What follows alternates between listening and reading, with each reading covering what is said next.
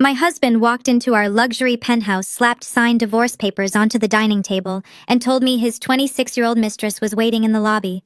He smiled as he demanded his freedom to achieve greatness. He wanted to make sure I walked away with absolutely nothing, leaving me with a $2 million mortgage and a worthless shell company, just to humiliate me. He expected me to fall apart and beg him to stay. Instead, I signed the papers without shedding a single tear. He thought he had won. He had no idea that the worthless shell company he just forced me to take held the absolute legal rights to his entire tech empire. My name is Naomi. I am 34 years old and I am a wealth manager for the top 1%. Before I continue this story, let me know where you are watching from in the comments below. Hit like and subscribe if you have ever had to quietly outsmart someone who severely underestimated your intelligence. The view from our penthouse in downtown Atlanta was spectacular. Floor-to-ceiling windows displayed a sea of glittering city lights, but the air inside our home was completely suffocating. I sat alone at our custom marble dining table, swirling a glass of dark red wine. The expensive steak dinner I had prepared was already turning cold on the plates.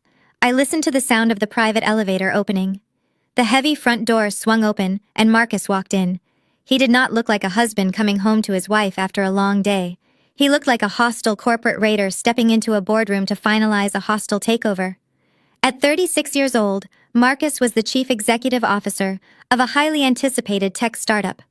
He had built an electronic payment application that was currently the absolute obsession of the financial district. I watched him shrug off his tailored suit jacket. He did not apologize for being late. He did not even glance at the dinner I had made. He just walked straight up to the table and threw a thick stack of legal documents right next to my wine glass. The divorce papers were already signed and stamped by his aggressive legal team. Marcus stood over me with a deeply arrogant smirk on his face. He adjusted his heavy gold watch and looked down at me as if I were a bad investment he was finally cutting loose. "I am done, Naomi," he said. His voice was completely empty of the love he used to show me. "Chloe is waiting for me down in the lobby right now. I need my freedom to achieve true greatness, and I cannot have you dragging me down anymore." I looked at the thick stack of papers and then back up at his face. We had been together for 8 years. I paid our rent when he was just a struggling guy with a cheap laptop in a dusty garage.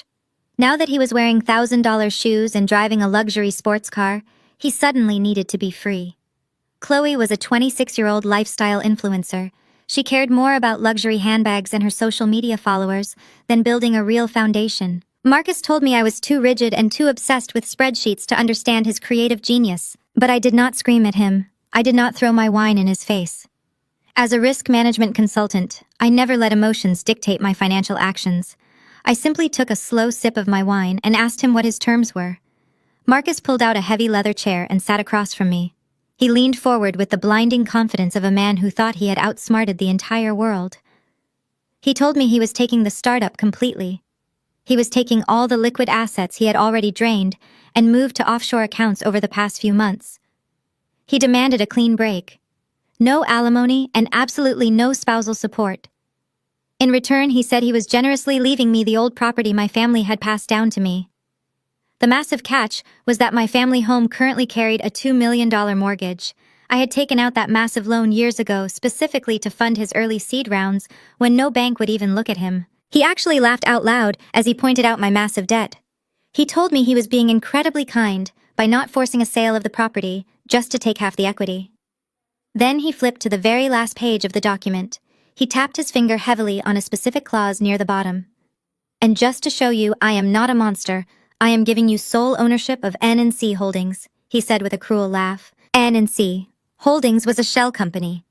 It was a limited liability company that generated absolutely zero revenue. Marcus had tossed it to me like a useless scrap of meat to a starving dog. He thought it was just a meaningless piece of paper. He thought he was walking away with millions of dollars while leaving me drowning in massive debt and managing a total ghost company. He wanted me to suffer. He wanted me to feel the full, crushing weight of his supposed genius.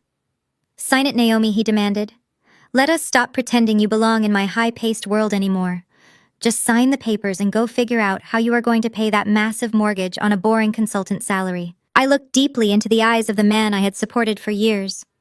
He was so blinded by his own towering ego that he never bothered to look under the hood of his own business structure. He assumed my silence was defeat.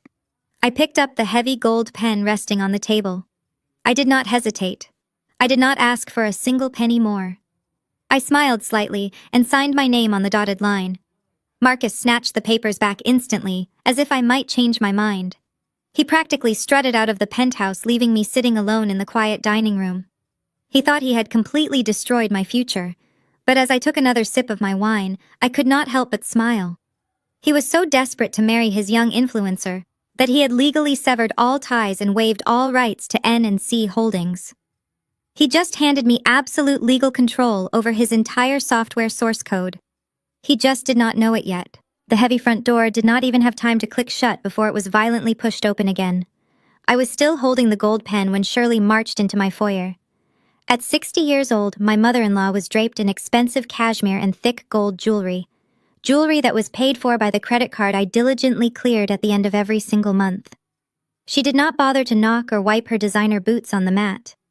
Instead, she aggressively dragged 3 massive luxury suitcases right across my polished hardwood floors.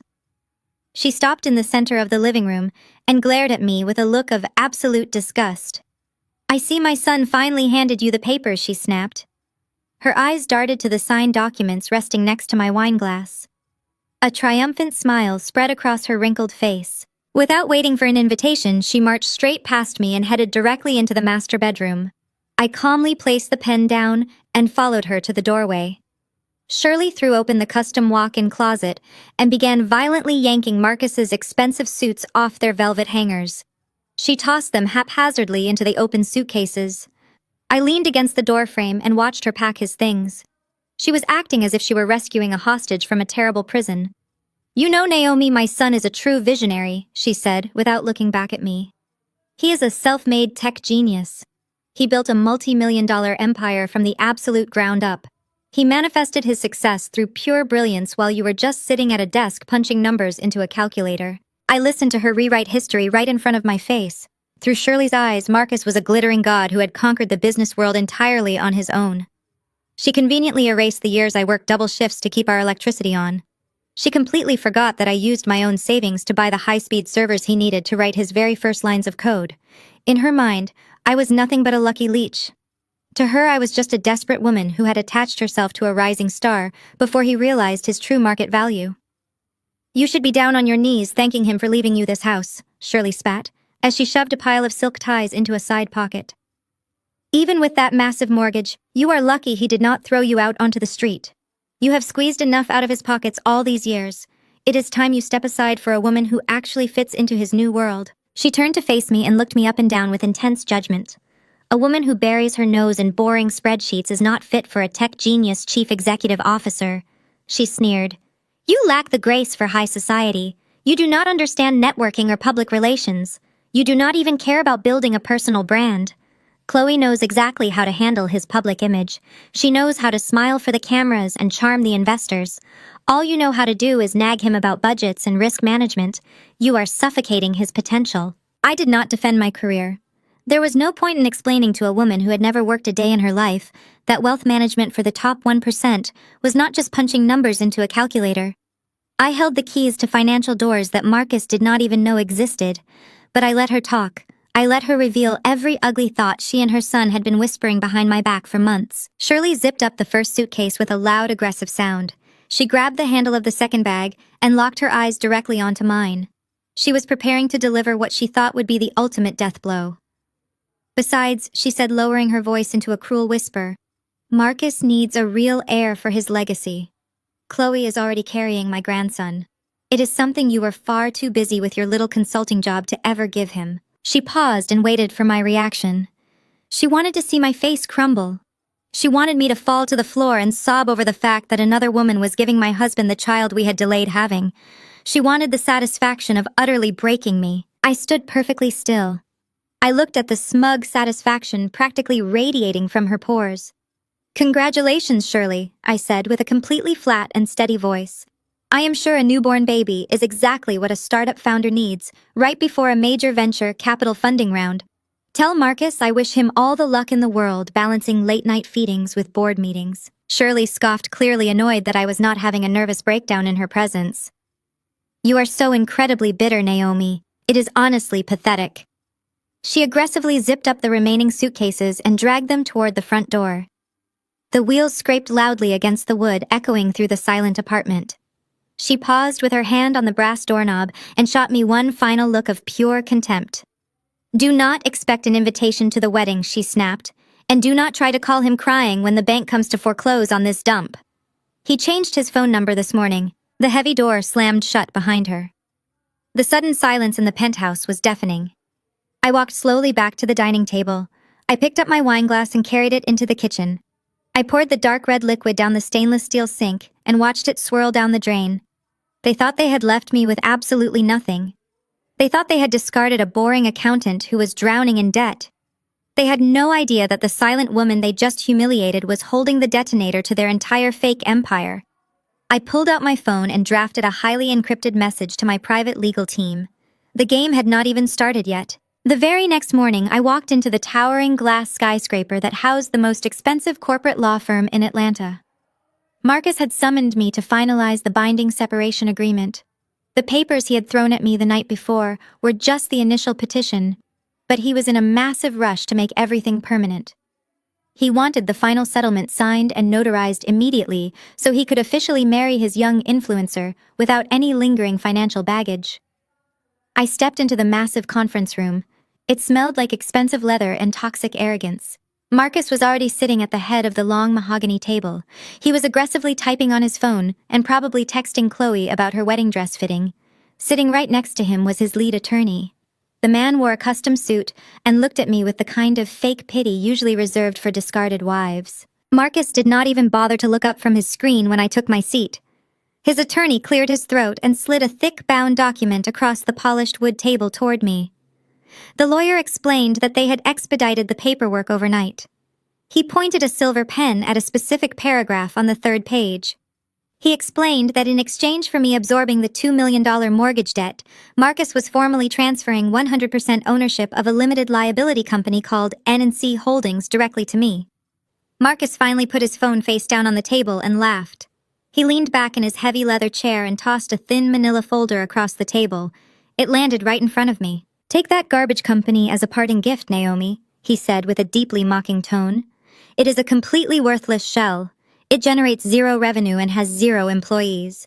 But it will make me feel a lot better to know that you are technically a business owner just like me." I looked down at the manila folder without changing my facial expression. Marcus was a man who only cared about being featured on magazine covers and attending high-profile networking events. He was utterly obsessed with being perceived as a tech visionary, but he hated paperwork. He hated the boring legal structures and the tedious administrative details that actually ran his business. 5 years ago, when he was just starting to build his payment application, he had terrible credit and a mountain of student debt. No bank would give him a loan, and no investor would take him seriously.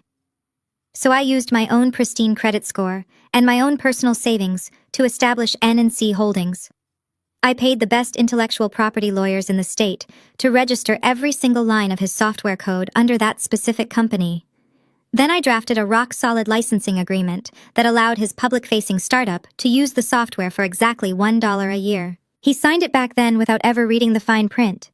N stood for Naomi and C stood for code. He was so obsessed with his own genius that he never even bothered to ask what the letters meant. The attorney impatiently tapped his silver pen against the table. I flipped to the page outlining the clean break agreement. The wording was absolute perfection. It stated clearly that upon signing, both parties waived all current and future rights to any assets, intellectual property, or future earnings associated with the other person's solely owned entities. Marcus was desperate to close a $50 million venture capital funding round next week. His investors required a perfectly clean cap table and absolutely zero pending litigation from a bitter ex-wife. Marcus wanted to make absolutely sure I could never touch the millions of dollars he was about to receive. He thought he was building a massive iron wall to keep me out. He just did not realize he was locking himself on the outside of his own castle. The intellectual property was the absolute backbone of his entire payment application. Without that source code, his app was just a pretty graphic interface that did absolutely nothing. "Are you going to sign it, or are you going to sit there and cry all morning?" Marcus asked with heavy annoyance. He aggressively tapped his heavy gold watch. Chloe has a bridal fitting at noon, and I am paying for it, so let us wrap this up right now. From now on, what is mine is mine. Clean break. I did not shed a single tear. I did not show a single ounce of hesitation. I slowly pulled my favorite pen from my designer bag. I read the clean break clause one more time, just to savor the absolute brilliance of his fatal mistake. I smiled. It was a genuine bright smile that completely confused his expensive lawyer. I pressed my pen to the heavy paper and signed my name with a beautiful sweeping flourish. Marcus snatched the document the second my pen lifted from the page. He handed it directly to his lawyer, who quickly stamped it with an official notary seal. It was done. It was legally binding and completely irreversible. Marcus stood up and buttoned his tailored suit jacket. He looked down at me with ultimate victory shining in his dark eyes. "Enjoy your empty house and your garbage company, Naomi," he said with a smug grin. "Try not to miss me too much." He turned around and walked out of the glass conference room with his lawyer trailing right behind him like an obedient dog. They strutted down the hallway laughing loudly together. The heavy glass door clicked shut, leaving me completely alone at the massive mahogany table. I slowly closed the manila folder and placed it carefully into my bag. If this were a movie, the camera would push in right now to capture the exact moment my smile turned to pure ice. Marcus wanted a clean break. He was about to find out very soon that his multi-million-dollar tech empire was completely hollow, and I was the one holding the only key to the vault. Exactly 7 days after the heavy glass doors of the law firm closed behind me, I was sitting at my custom desk. My private office was located on the highest floor of a secure financial high-rise in the center of the city. I kept my immediate surroundings completely strictly confidential. To the outside world and to my former husband, I was just a boring consultant struggling to pay a massive mortgage. I intended to keep that illusion perfectly intact until the exact right moment. My phone buzzed against the smooth mahogany surface of my desk. It was not a client emergency or an urgent market update from my team. It was an electronic wedding invitation. An e-vite sent directly to my personal email address. I opened the digital envelope and stared at the glittering gold font dancing across my screen. Marcus and Chloe cordially invited me to witness their spectacular union at one of the most exclusive historical estates in Atlanta. The audacity to invite the woman you just divorced to your wedding a week later was astounding, but the real venom was hidden at the very bottom of the page. Attached to the formal invitation was a personalized note. I read the words slowly. "Sorry you were too old and boring to keep a king. Hope the bank has not kicked you out of that dump yet." Chloe had actually taken the time to type out those exact words. She wanted to make sure I felt the intense sting of her supposed victory. She wanted to remind me that she had won the grand prize while I was left with nothing but crippling debt. Instead of throwing my phone across the room in a fit of rage, I simply tapped the link to her social media profile attached to the bottom of the email. Chloe was currently broadcasting live to hundreds of thousands of followers. I watched her perfectly filtered face fill my screen. She was sitting in the back of a chauffeured luxury SUV sipping expensive champagne and giggling directly into the camera lens. Her hair was styled in flawless cascading waves, and her makeup was professionally contoured to highlight her youth. But the absolute main star of her broadcast was the massive diamond ring sitting heavy on her left hand. She held her hand up to the camera, making sure the afternoon sunlight hit the diamond perfectly. "Thank you all so much for the love and the congratulations," she cooed to her viewers. "My king really outdid himself this time.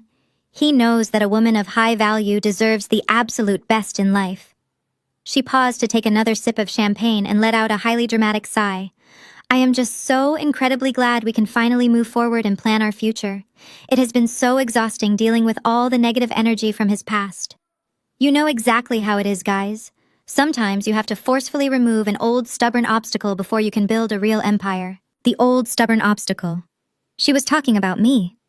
Her comment section was instantly flooding with fire emojis and messages of support from strangers who had absolutely no idea who I was or what I had sacrificed to build Marcus from the ground up. I watched the comments roll in praising her beauty and congratulating her on securing a wealthy tech chief executive officer. Chloe continued to talk endlessly about the wedding details. She bragged about the imported white orchids they were flying in from overseas. She boasted about the celebrity chef they had hired to cater the reception and the custom designer gown she was flying to Paris to pick up this weekend. She was spending money like water. She was throwing Marcus's startup funds around as if the well would never run dry. I leaned back in my ergonomic leather chair and watched her perform her little victory dance. As a wealth manager, I analyzed people and their spending habits for a living. I looked at Chloe, and I did not see a glamorous rival who had stolen my husband. I saw a highly volatile and rapidly depreciating asset. She was a walking liability, attached to a man whose entire net worth was built on a legal technicality he had just willingly surrendered. The diamond ring she was flashing on the screen was undoubtedly paid for with funds Marcus had secured, based on the massive valuation of his software. Software that was now legally and exclusively owned by my completely hidden shell company. Chloe leaned closer to her phone camera and lowered her voice as if she were sharing a deep, intimate secret with her devoted followers. "Ladies never ever settle for a man who lets a bitter ex-wife drag him down," she whispered with a fake pout. "Marcus is a true visionary. He is a builder. He needed someone who matches his intense ambition, not someone who just sits at a desk and complains about budgets and risk management all day. He's about to close the biggest funding round in tech history next week, and we are going to celebrate our wedding like absolute royalty. We are leaving the dead weight behind where it belongs." She blew a kiss to the camera and ended the live broadcast. The screen faded to black, leaving only the quiet hum of my office air conditioning. The dead weight. I smiled and locked my phone screen. I let the darkness of the glass reflect my own calm and collected expression. Chloe was right about one specific thing. Marcus was indeed about to experience the biggest financial event of his entire life next week.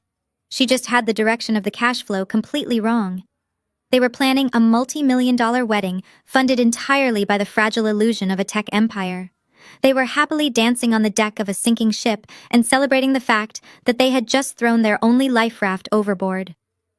I placed my phone face down on the desk. Let them buy the imported orchids. Let them fly to Paris for the dress. The higher they climbed into the clouds of high society, the more devastating the impact would be when gravity finally pulled them back down to earth. I opened my laptop and prepared to check my personal messages. It was time to see what the rest of the family was saying. I clicked open the messaging application on my laptop. The family group chat was pinned right at the top of my screen. They called the chat the Empire Builders. It was a ridiculously pretentious name that Marcus had chosen 2 years ago when his startup first received a tiny seed investment. I was honestly surprised they had not removed my number from the group yet. Usually when a couple gets divorced, the ex-wife is immediately kicked out of the digital family circle. But as I scrolled through the dozens of unread messages, I quickly realized they had left me in there on purpose. They wanted a front-row seat to my humiliation. They wanted to make sure I saw every single detail of the new life Marcus was building without me. Keisha was the first one to start the digital ambush. Keisha was Marcus's younger sister. At 30 years old, she had never held a real job for more than 6 months at a time. She survived entirely on the monthly allowance her mother gave her and the money she siphoned from her husband Brad. Keisha had flooded the chat with screenshots of Chloe's livestream and high-resolution pictures of expensive floral arrangements. She tagged my phone number directly in the chat so I would get a loud notification. "Are you taking notes, Naomi?" she wrote. "This is what a real luxury event looks like. Too bad you will be spending your entire weekend packing your cheap office clothes into cardboard boxes." Then her husband Brad chimed in to deliver his own crushing blow. Brad was 34 years old and worked as a mid-level financial broker at a firm downtown. He was a wealthy white man who had married into the family and immediately appointed himself as the ultimate authority on all things related to money and success. He wore pastel polo shirts and constantly talked loudly about venture capital and aggressive investment strategies as if he had personally invented the concepts himself. Brad had always deeply resented me. He hated the fact that I was a self-sufficient black woman who held a significantly higher title in the financial sector than he did. At family dinners, he would constantly try to explain very basic economic principles to me, just to hear his own voice. I usually just nodded and let him talk, but my silence only made him more desperate to prove his superiority. Now that Marcus had officially discarded me, Brad felt completely emboldened to put me in my place. He sent a massive paragraph to the group chat. "Wake up, Naomi," he typed. "Marcus is not paying you a single dime. You need to face reality and sell that crumbling house of yours to pay off your massive debts. Stop waiting around for a handout from my brother-in-law. The tech train is leaving the station and you are not holding a ticket. Take whatever pennies you have left and go hide in the suburbs." I watched the screen as Shirley responded to Brad's vicious message with a row of clapping hands emojis. Marcus did not say anything in the chat, but I could clearly see his red receipt directly under the message. He was watching the conversation in real time and silently approving of his family tearing me apart. They were hunting together as a pack. They felt completely invincible because Marcus had just secured a verbal commitment for $50 million from a major venture capital firm. They truly believed that imaginary future money made them untouchable gods among regular people. I read Brad's condescending message 3 times. The pure, unadulterated smugness radiating from his text was almost comical to me. Brad thought he was a financial apex predator, but he was actually the biggest blind fool in the entire family. What Keisha and Shirley did not understand was that Brad was an incredibly desperate man. His mid-level brokerage job barely covered the massive credit card bills that Keisha racked up every single month. He was completely obsessed with the idea of getting rich quickly without doing any actual hard work. For the past 6 months, Brad had been relentlessly begging Marcus to let him invest his own money into the startup. He wanted to get in on the ground floor before the massive venture capital funding round officially closed. He wanted to ride my former husband's coattails straight to the very top of the Forbes list. I knew for a fact that Brad had recently gained full access to his family trust fund. It was a very substantial amount of money that his grandfather had left him.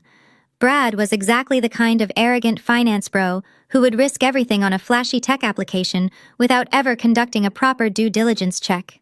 He was lecturing me about my massive debts while simultaneously preparing to gamble his entire inheritance on a company he knew nothing about. I did not type a single word in response to the group chat. Engaging with them in a petty text message argument was a complete waste of my highly valuable energy. I did not need to defend my honor or my bank account to people who were willingly marching off a massive financial cliff. Brad was telling me to wake up and pay my debts. He had absolutely no idea that my debts were actually strategically calculated leverage. He had no idea that the old crumbling house he was mocking was sitting on a massive piece of commercial real estate that I had spent the last 2 years quietly rezoning for industrial use. Let them laugh, I thought to myself as I watched 3 more typing bubbles appear on the screen. The group chat was their safe space to project all of their own deep insecurities directly onto me. Keisha hated me because I refused to give her personal loans when she overspent her budget. Shirley hated me because I refused to worship her son like a flawless deity. And Brad hated me because I never once asked for his mediocre financial advice. They were all bonding over my supposed destruction. I minimized the messaging window and let the digital notifications pile up silently in the background. The constant buzzing of my phone was just meaningless white noise at this point. Brad thought he was securing his luxurious future by aligning himself with Marcus and Chloe. He thought he was backing the winning horse. It took an incredible amount of professional self-control not to text back and ask him if he had personally reviewed the intellectual property assignments for the tech startup. Any real financial broker with half a brain would demand to see the software licensing agreements before investing a single dollar of their trust fund. But Brad was completely blinded by greed and his own massive ego. He was trusting Marcus completely, and Marcus was trusting a worthless piece of paper he had practically forced his ex-wife to sign under extreme duress. The level of collective stupidity operating in that group chat was truly a masterpiece of human arrogance. I took a deep breath and opened my encrypted work email. The family had had their fun. It was finally time for me to get back to business. I pushed the silver laptop slightly away from the center of my desk and let the digital noise of my former family fade into absolute silence. The camera would stay tightly focused on my face and the polished mahogany surface of my desk deliberately hiding the massive floor-to-ceiling windows behind me. I did not want the audience or anyone else to see the panoramic view of the downtown Atlanta skyline that my corner office commanded. I wanted to keep the illusion of the struggling consultant alive for just a few more days. The truth was that while Brad was gambling his grandfather's trust fund on a highly speculative startup, I was actively managing a financial portfolio worth over $3 billion. I handled asset protection and risk management for international shipping magnates, legacy real estate families, and anonymous corporate titans. My daily reality involved moving mountains of capital across global markets with a single phone call. The family group chat was nothing more than a minor distraction. It was a tiny ant farm that I occasionally glanced at for pure entertainment. I opened a highly secure encrypted folder on my desktop and began reviewing the quarterly projections for a private equity client. I worked with the kind of intense focus that Marcus always claimed was boring and uninspired. He wanted a wife who would smile brightly on red carpets and eagerly organize high society charity galas to boost his public profile. He never understood that true power does not actively seek the spotlight. True power operates silently in the shadows. It sits quietly in a heavy leather chair, reviewing ironclad legal contracts, while the absolute fools dance blindly in the bright flash of the paparazzi cameras.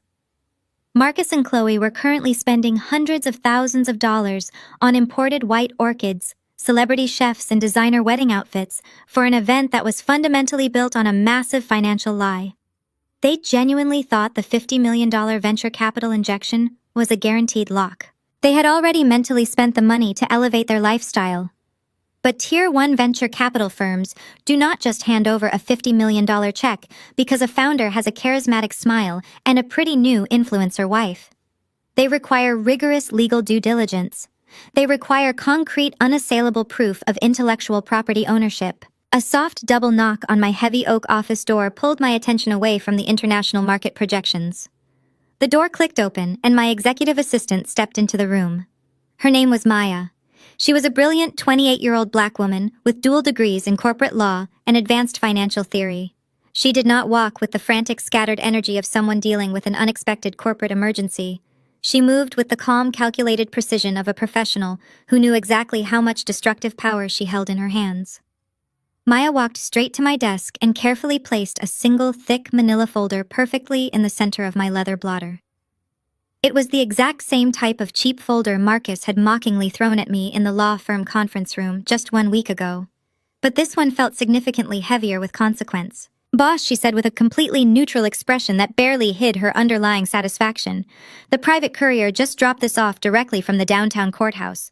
The Superior Court judge signed the final decree at exactly 10 o'clock this morning. The court has officially finalized the divorce settlement without any amendments." Maya paused and tapped the heavy paper with her manicured fingernail, drawing my attention to the official seal. "The transfer of the intellectual property is now a permanent matter of public record. 100% of the software source code, the server access rights, the encrypted user databases, and the operational payment patents have been legally and permanently transferred to N&C Holdings. The clean break clause is fully activated and locked into place." I did not snatch the folder the way Marcus had violently snatched his copy at the law firm. I slowly reached out and opened the heavy paper cover. I let my eyes trace over the official blue ink of the judge's signature and the heavy raised seal of the Atlanta Superior Court. It was a beautiful, masterful piece of legal art.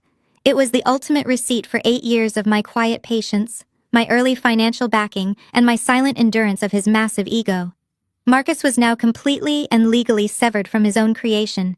He had built the shiny exterior of the vehicle, but he had just willingly handed me the keys, the engine block, and the title, while he sat smiling happily in the passenger seat. I looked up at Maya. Her strictly professional facade finally cracked just a fraction, revealing a sharp, knowing smile. She had been the one to personally draft the intellectual property transfer documents under my direct supervision years ago. She knew exactly what this piece of paper meant for the arrogant tech chief executive officer who used to treat her like a glorified waitress at our corporate holiday parties. "Does his aggressive legal team have any possible grounds for an appeal or a stay of execution?" I asked, keeping my voice perfectly level. Maya shook her head immediately. "Absolutely none, Naomi. They expedited the legal process entirely on their own to clear his schedule for the wedding and the venture capital closing. His own highly paid lawyers pushed the clean break clause through the court system without conducting a standard secondary asset review. They were so blinded by the $50 million funding deadline that they practically shoved the intellectual property directly into our secure vault and locked the door behind them. He explicitly waived the standard 30-day cooling-off period in writing. The agreement is completely airtight. The application belongs to you." I leaned back in my ergonomic chair and let the profound heavy weight of the moment settle over the quiet, luxurious room. Marcus and Chloe were probably cutting their expensive multi-tiered wedding cake right at this very second. Brad was probably bragging loudly to the wealthy wedding guests about his massive $5 million insider investment. Shirley was undoubtedly shedding dramatic tears of joy over her brilliant self-made son and his perfect new bride. They were all standing confidently on a fragile glass floor that was about to shatter into a million jagged pieces. I reached for the delicate porcelain cup resting on the polished edge of my desk. I took a slow, deliberate sip of my black coffee, letting the bitter warmth wash away the last lingering traces of my former life. I set the cup down with a soft click against the mahogany wood. "Excellent," I said, looking directly into Maya's eyes. "Get ready to cut the breaker." While I sat quietly in my high-rise office signing the death warrant of his tech startup, Marcus was stepping out of a vintage Rolls-Royce at a rented historical mansion in Buckhead. The venue was an absolutely massive estate, with towering white columns and sprawling manicured gardens. It was the kind of property that screamed old money, but every single thing about this wedding was entirely rented for the afternoon. Hundreds of thousands of dollars were bleeding out of Marcus's accounts to maintain a perfect illusion of generational wealth. The decor was aggressively opulent. Thousands of imported white orchids cascaded down the grand sweeping staircase. Massive crystal chandeliers caught the afternoon sun, throwing rainbows across the custom marble dance floor. A giant ice sculpture of their intertwined initials was slowly melting near an open bar that served $1,000 bottles of champagne. It was a beautifully orchestrated physical manifestation of Chloe's shallow social media feed. Chloe emerged from the bridal suite looking less like a blushing bride and more like a reality television star arriving at a reunion special. She wore a custom designer gown that was so heavily beaded, it looked like it weighed 50 pounds. Instead of carrying a traditional floral bouquet in both hands, she held a small arrangement of rare lilies in one hand and her smartphone attached to a stabilizing gimbal in the other. She was actually live streaming her own wedding reception to her hundreds of thousands of followers. She shoved the camera lens directly into the faces of the wealthy venture capitalists and local tech celebrities Marcus had practically begged to attend. "Smile for the vlog, everyone!" Chloe squealed as she paraded through the outdoor cocktail hour. "We are celebrating absolute greatness today. Look at this amazing venue, guys. My king really treats me like royalty." But underneath the loud thumping bass of the string quartet playing modern pop songs and the continuous clinking of crystal champagne glasses, a very quiet current of gossip was flowing through the crowd. I had been a permanent fixture in Marcus's life for 8 years.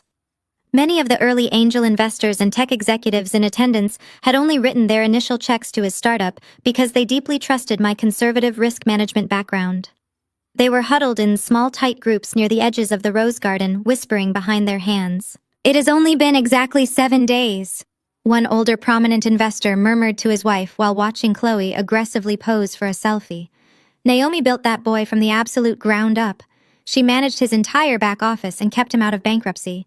Now she is just completely erased. It does not sit right with me." Another tech founder standing nearby shook his head slowly. He noted how incredibly unstable it looked for a chief executive officer to loudly divorce his wife and marry a young internet influencer just days before closing a massive Series B venture capital round. It showed a severe lack of personal judgment and a complete lack of impulse control.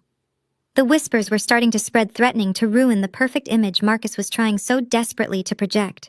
But Marcus's family was well prepared to run defense. Shirley, Keisha, and Brad were actively patrolling the lavish reception, like highly aggressive security guards, armed with trays of expensive caviar. Whenever Shirley heard my name mentioned, she immediately swooped in to aggressively change the narrative. She wore a completely over-the-top sequined dress that competed directly with the bride for attention. "Oh, we absolutely do not mention the past today." Shirley laughed loudly, violently, interrupting a group of skeptical older investors. "Marcus is finally free from all of that boring negative energy. You know exactly how it is when a true visionary genius is being held back by a small-minded woman. She just could not keep up with his massive success. He is finally stepping into his true destiny now." Brad was hovering near the open bar, cornering anyone who looked remotely important or wealthy. He was sweating slightly in his expensive pastel suit, but he spoke with the absolute unearned confidence of a man who thought he had just mathematically beaten the stock market. He loudly ordered top-shelf aged whiskey and made sure everyone around him heard him discussing his brilliant financial portfolio. "Naomi just did not have the stomach for high-level venture capital," Brad explained to a group of very bored-looking software developers. "She wanted to play it safe and keep things small. But Marcus and I deeply understand aggressive market growth. We are visionaries. I just personally injected $5 million into his Series B funding round. We are about to completely disrupt the entire global payment processing industry, and I got in on the ground floor." Keisha was busy treating the hired waitstaff like her own personal servants. She snapped her fingers loudly to demand fresh champagne and actively positioned herself in the background of all of Chloe's live videos. She wanted everyone online to see that she was part of the elite inner circle. The entire family was putting on a masterclass in aggressive financial posturing. Slowly but surely, the sheer massive volume of the wealth on display began to successfully drown out the whispering guests. When you throw enough expensive champagne, imported Wagyu beef, and gold leaf desserts at a crowd of wealthy socialites, they eventually stop asking uncomfortable questions. The skeptical investors looked around at the towering floral arrangements and the fleet of exotic luxury cars parked in the circular driveway. They did the mental math in their heads. No sane man would spend hundreds of thousands of dollars on a flashy wedding if his tech company was not absolutely bulletproof. The massive display of reckless spending acted as a perfect psychological smokescreen. It successfully convinced the doubting investors that the $50 million funding round was already a guaranteed reality. The whispers faded away, completely replaced by loud laughter and enthusiastic congratulations. The illusion was holding together perfectly. Marcus finally made his way to the center of the grand ballroom to prepare for his big speech. He looked incredibly smug, wearing a custom-tailored tuxedo that cost more than my first car. He walked with a heavy swagger, his chest puffed out with total arrogance. He looked around the massive room at the hundreds of important people eating his expensive food and drinking his top-shelf liquor. He felt like an absolute king, conquering his new empire. He had successfully erased me from his life without a single consequence. He had secured the beautiful young wife, the adoring loyal family, and the deep respect of his wealthy peers. He looked down at his heavy gold watch, completely unaware that miles away, the clock had already run out on his fake empire. He grabbed a microphone from the wedding planner and tapped it twice, calling for the attention of the entire room. He was ready to deliver the final crushing blow to my memory. He was ready to solidify his fake halo in front of the entire world. The high-pitched feedback of the microphone echoed briefly through the massive ballroom, instantly silencing the chatter of the wealthy guests. The string quartet stopped playing, and the heavy crystal chandeliers were dimmed to a soft, golden glow. A single bright spotlight tracked Marcus as he stood in the center of the custom marble dance floor. He held a glass of expensive champagne in one hand and the microphone in the other. He looked out over the sea of elite venture capitalists, socialites, and family members with the smug satisfaction of a man who believed he had conquered the universe. Chloe rushed to his side, strategically positioning herself so the camera crew she hired could capture her best angle. "Thank you all for being here today." Marcus began, his voice booming through the state-of-the-art sound system. "We are surrounded by the absolute best and brightest minds in Atlanta. I see incredible founders, brilliant investors, and the family members who have supported me through the hardest chapters of my life." He paused and looked down at Chloe, who was gazing up at him with wide, adoring eyes. He placed his hand over his heart, performing for the crowd. "But most importantly, I am standing next to my absolute queen. Chloe, you are the light that finally chased away the dark clouds of my past. You showed me what it means to be truly supported by a partner who understands the relentless drive of an entrepreneur." The crowd offered a soft, collective sigh of admiration. Shirley dabbed her eyes with a lace handkerchief from the front row. But Marcus was not finished. He needed to make himself look like a martyr who had overcome massive adversity. He needed to publicly assassinate my character to justify his rapid divorce and immediate remarriage. For a very long time, I was not living up to my true potential. Marcus continued, his tone shifting from romantic to deeply serious. I was trapped in a situation that was completely draining my ambition. I was chained to a life of extreme limitations. When you are building a massive tech empire, you need to surround yourself with people who tell you to fly. But my previous marriage was a heavy anchor holding back my greatness. I was tied to a woman who was obsessed with playing it safe. A woman who looked at my visionary ideas and only saw budget constraints and risk factors. She wanted me to remain a small, quiet man so she could feel comfortable in her small, quiet world. A low murmur rippled through the ballroom. The tech executives nodded in serious agreement. In the highly toxic culture of startup founders, abandoning a supportive partner who helped build the foundation was often reframed as a necessary step for personal growth. Marcus was playing their exact tune. He was painting me as a bitter, uninspired obstacle who had tried to crush his dreams out of pure jealousy. "It takes a massive amount of courage to cut the cord on dead weight," Marcus said, his voice rising with intense theatrical passion. "It takes immense bravery to walk away from people who demand you shrink yourself to fit into their tiny boxes. But I refused to shrink. I chose to break the anchor. I chose to demand absolute greatness, and I chose to cut every single tie to the mediocrity of my past." Chloe leaned her head against his shoulder and let out a dramatic, heavy sigh. Keisha clapped her hands loudly from the second row, shouting her complete agreement.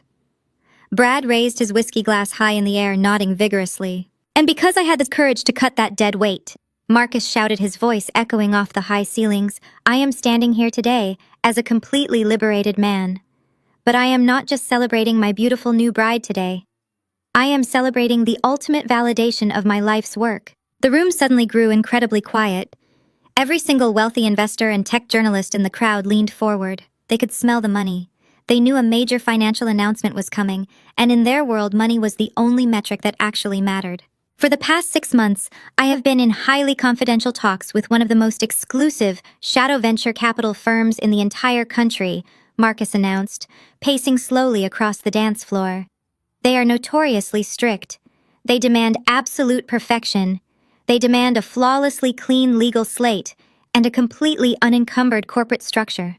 They wanted to make absolutely sure that no bitter ghosts from my past could ever touch the empire I built." He paused for dramatic effect, letting the tension build in the massive room. He looked directly at the camera Chloe had set up on a tripod, making sure his victory was permanently recorded for the entire internet to see. "I am incredibly proud to officially announce that at exactly midnight last night, our legal team finalized the absolute clean break required for our funding," Marcus yelled, raising his champagne glass high above his head. "And this morning, that shadow venture fund officially committed to a massive $50 million Series B injection into my payment application. We are officially a $50 million company." The entire ballroom erupted into absolute chaos. It was an explosion of deafening cheers, applause, and wild screaming. The string quartet immediately launched into a fast, triumphant song. The wealthy venture capitalists jumped to their feet, clapping furiously. A $50 million commitment was a massive, astronomical win.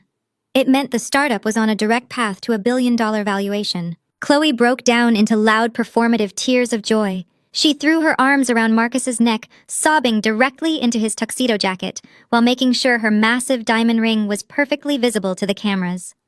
Shirley rushed onto the dance floor, completely ignoring wedding etiquette, to grab her son and squeeze him tightly. She was crying hysterically, screaming that her boy was a verified genius. Brad was acting like he had just won the lottery. He was aggressively high-fiving the tech developers and shouting at the top of his lungs. "50 million," he screamed over the loud music. "I told you all. I am in for 5 million. We are going to the absolute moon." The waiters immediately began circulating with fresh bottles of the most expensive champagne in the building. The celebration transformed into a wild, frantic frenzy of extreme greed. Every single person in the room wanted to touch Marcus. They wanted to shake his hand, congratulate him, and desperately try to get a piece of his massive new fortune. He was surrounded by a thick wall of adoring fans and wealthy sycophants. He stood in the center of the chaos, drinking his champagne and soaking in the absolute worship of his peers. He had done it. He had publicly humiliated the woman who funded his entire journey. He had secured a beautiful young trophy wife.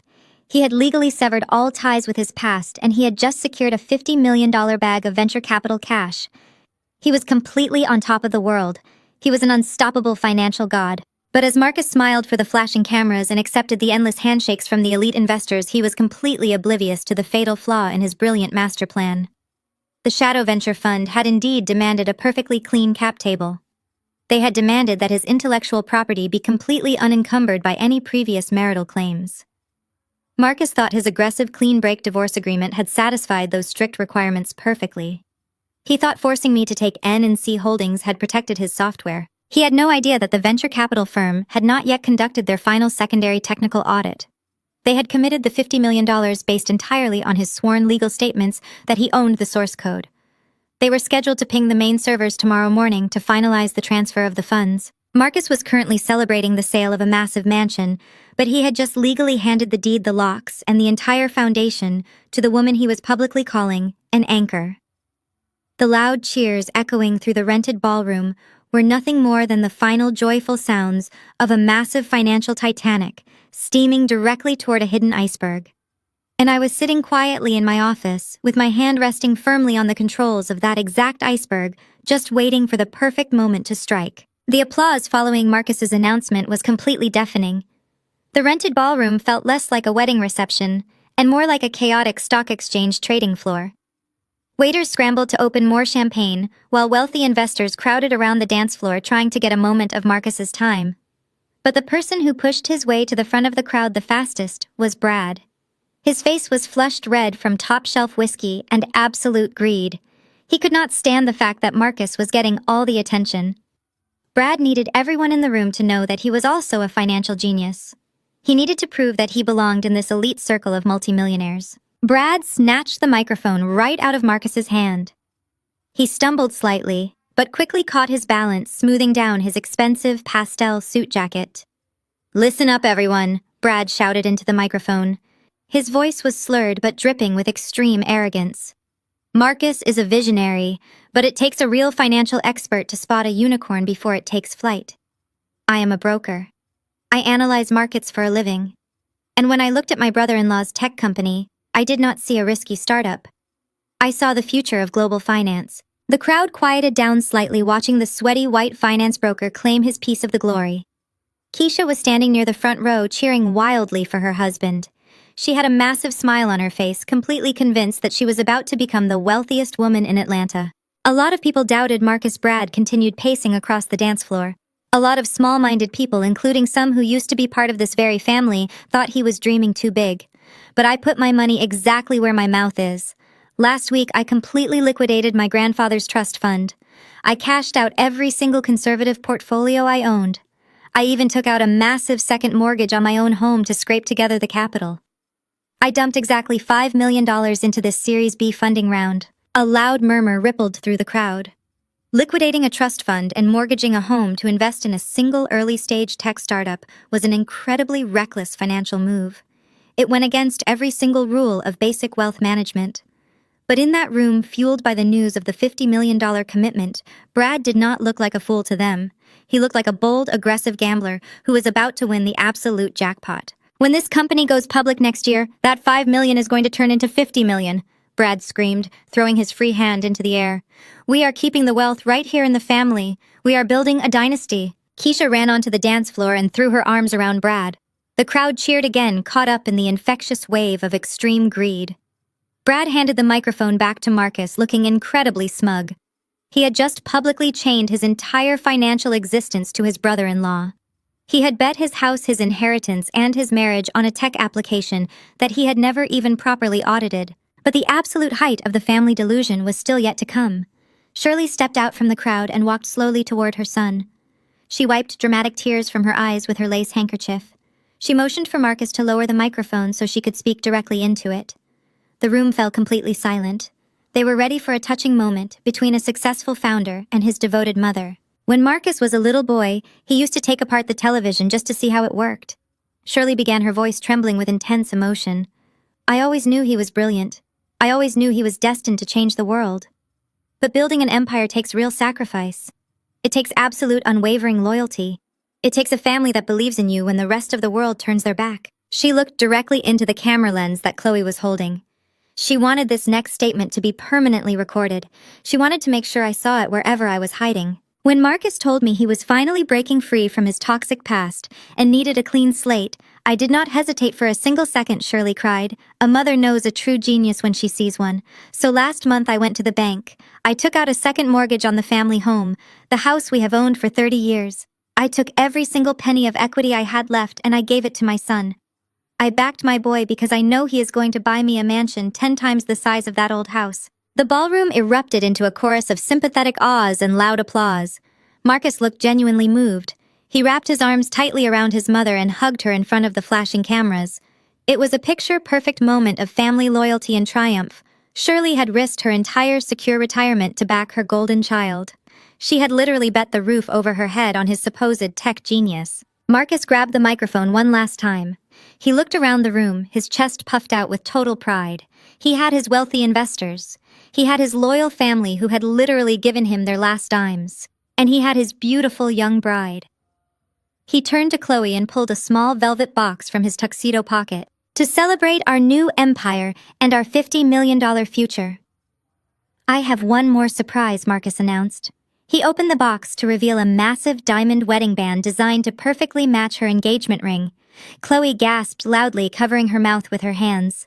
The crowd completely melted. It was the absolute climax of their perfect fake reality. Marcus took the massive diamond ring out of the velvet box. He reached for Chloe's left hand, ready to slide the ultimate symbol of their wealth onto her finger. The string quartet began playing a slow romantic melody. The cameras flashed blindingly bright, capturing the perfect fairy tale ending. At that exact same second, miles away in the absolute silence of my high-rise office, my executive assistant Maya stood perfectly still beside my desk. The heavy oak door was closed, blocking out the rest of the world. The only light in the room came from the glowing screen of my secure laptop. Maya had opened the master control terminal for N&C Holdings. The black screen displayed lines of green text connecting directly to the central servers that hosted the entire payment application. The clean break agreement was fully executed. The intellectual property transfer was absolute and permanently recorded by the Superior Court. I owned the code. I owned the servers. I owned the entire digital foundation of the company they were currently celebrating. Are you absolutely certain you want to initiate the complete shutdown protocol right now? Maya asked, her voice quiet, but filled with intense anticipation. Once we revoke the server access, the entire application will go completely dark. Every single payment gateway will instantly fail. The venture capital firm will get a fatal error message when they try to ping the system tomorrow morning. I looked away from the glowing screen and stared out the massive windows at the dark city skyline. I thought about the 8 years I spent building his foundation. I thought about the brutal way he threw the divorce papers at me. I thought about Shirley calling me a lucky leech and Brad telling me to sell my crumbling house. They had all pushed all of their chips to the absolute center of the table. They were drunk on their own arrogance and completely blinded by their own greed. They had dug their own graves and jumped inside with bright smiles on their faces. I picked up the heavy gold pen resting on my leather desk blotter. Maya handed me the final authorization directive required to execute the massive digital shutdown. I did not feel angry. I did not feel sad. I felt the absolute cold clarity of a woman taking back exactly what belonged to her. Marcus held Chloe's hand in the crowded ballroom. He smiled brightly for the cameras as he slowly pushed the heavy diamond ring over her knuckle. In my quiet office, I pressed my pen to the thick paper. I signed my name with a sharp, decisive stroke. Execute the directive, I told Maya, my voice like ice. Revoke the server access. Cut the cord. Maya hit the enter key on the secure laptop. The green text on the screen flashed red. Access denied. The execution was complete. The ultimate trap had finally snapped shut. The morning sun broke through the massive glass windows of the Hartsfield-Jackson Atlanta International Airport, casting long shadows across the polished floors of the ultra-exclusive first-class lounge. It was exactly 10 hours since I signed the shutdown directive in my office. Marcus was sitting in a plush leather armchair, wearing a designer travel suit, and sipping a freshly brewed espresso. He looked exhausted from the wild wedding celebration, but his face still held the smug, satisfied expression of a man who believed he had just conquered the entire financial world. They were waiting to board a direct first-class flight to the Maldives for a 3-week honeymoon that was costing more than most people earned in 5 years. Chloe was standing near the gourmet breakfast buffet, holding her smartphone on its stabilizing stick. She was already filming her 4th vlog of the morning. She wore oversized designer sunglasses indoors and a matching silk travel set that she had made sure to tag with the brand name in her live feed. She was twirling around, pointing the camera at the expensive pastries and the private champagne bar provided exclusively for the elite travelers. "Good morning to all my beautiful followers," Chloe chirped into the camera, flashing her massive new diamond ring every chance she got. "We are officially husband and wife, and we are currently relaxing in the private first-class lounge before we jet off to our private villa in the Maldives. My king is resting his brilliant brain because he literally just secured $50 million for our empire last night.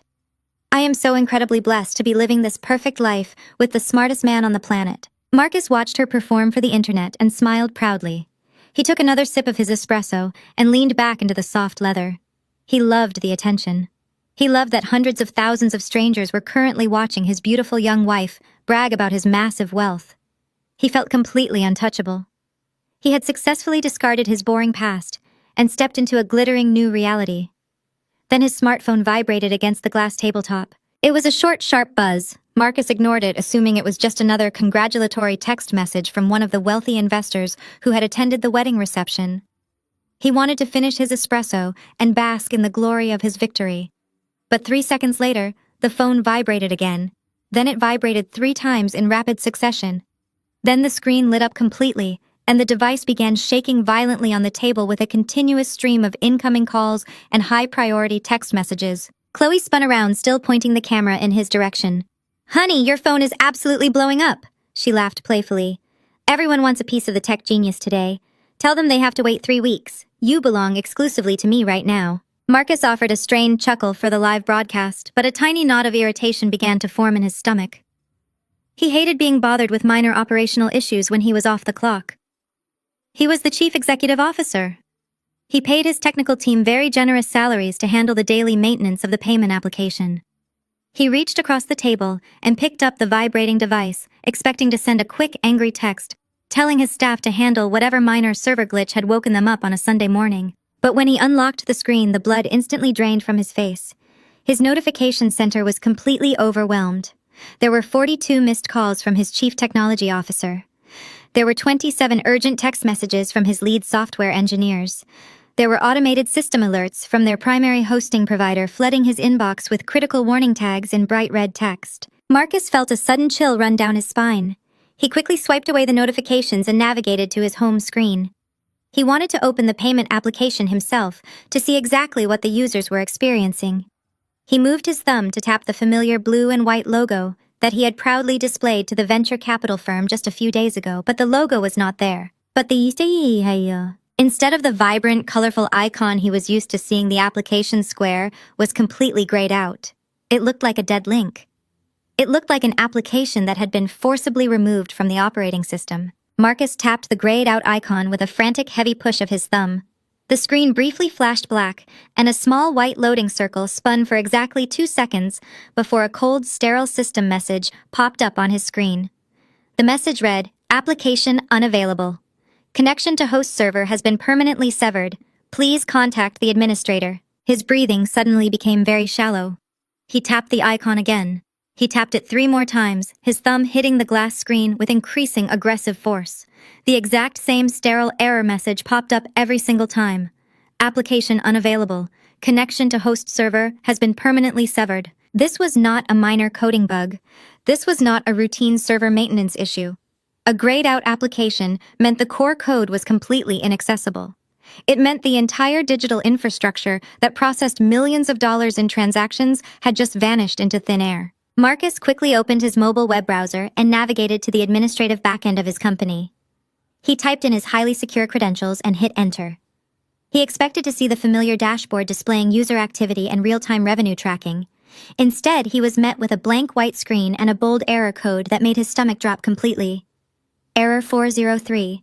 Access strictly forbidden. Unauthorized user. Unauthorized user. Marcus stared at those 2 words, feeling the room start to spin. He was the founder. He was the chief executive officer. He was the man who had just stood in a ballroom and claimed he was building a $50 million empire. How could he possibly be an unauthorized user on his own digital platform? Chloe walked over to the table and sat down next to him, entirely oblivious to the massive financial heart attack happening right in front of her. She leaned her head on his shoulder and pointed her camera at both of their faces. "Tell the vlog how excited you are to swim with the sea turtles, babe," she squealed, pressing her cheek against his. Marcus forced his facial muscles to form a rigid, unnatural smile. He stared blankly into the camera lens while his heart pounded violently against his rib cage. "I am very excited," he managed to choke out, his voice sounding incredibly hollow and thin. Chloe giggled and kissed his cheek before turning the camera back to herself.